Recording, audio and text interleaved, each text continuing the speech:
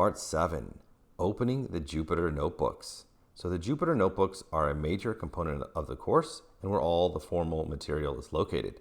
I'm going to begin by opening up a terminal, which places me in the home directory. The first step here is to cd into our course directory, not our project directory. So here we are, course directory is inside of Dunder Data Courses. Then I'm going to list out the contents. We've covered these three items already. The notebooks, the Jupyter Notebooks are located in the Notebooks folder. And before we launch them, we need to activate our virtual environment, which is in the project directory, to ensure that we have all the libraries necessary for those notebooks. Now, during our virtual environment creation, we installed libraries both for the dashboard and the course. When we launch this dashboard into production on a remote server, we will only install the libraries necessary for the dashboard and not for the notebooks. But since this is a course, we also installed libraries that will run all the code in the Jupyter Notebooks. So we need to activate that environment first. Now for me, I have a Conda environment activated, and you might have the necessary libraries for the course or you may not, but it's definitely a better idea to just go ahead and activate our virtual environment, which will ensure that all the code in the notebooks will run. So the first thing I'm going to do, since I'm in a Conda environment, is just deactivate this.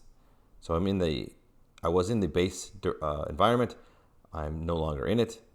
I'm now going to activate our virtual environment, which is in the project directory. So the command is going to look slightly different. The one difference here is that we are going to change the path. So the path, now that we're one level up, we're going to say go into the project directory and then run that activate script, which is located in dashboard_venv and then bin like that. Okay, so let's run that. That will activate our virtual environment. You can see here it's prepended to our path or to our prompt, so we know that it is active. Now we'll run the command Jupyter space notebook, and this command will be available to you if you've created the virtual environment correctly, and we've activated like that. So this is the command to launch the Jupyter Notebooks, which we can do so now.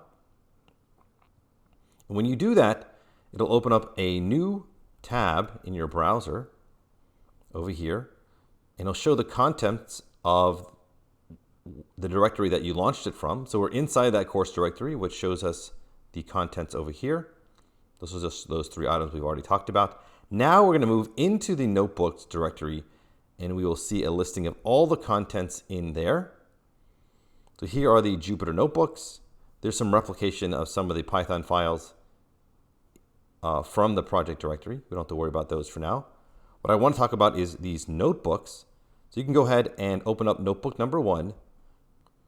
The Getting Started notebook is chapter 1 and has all of the material that we've covered in the videos up to now.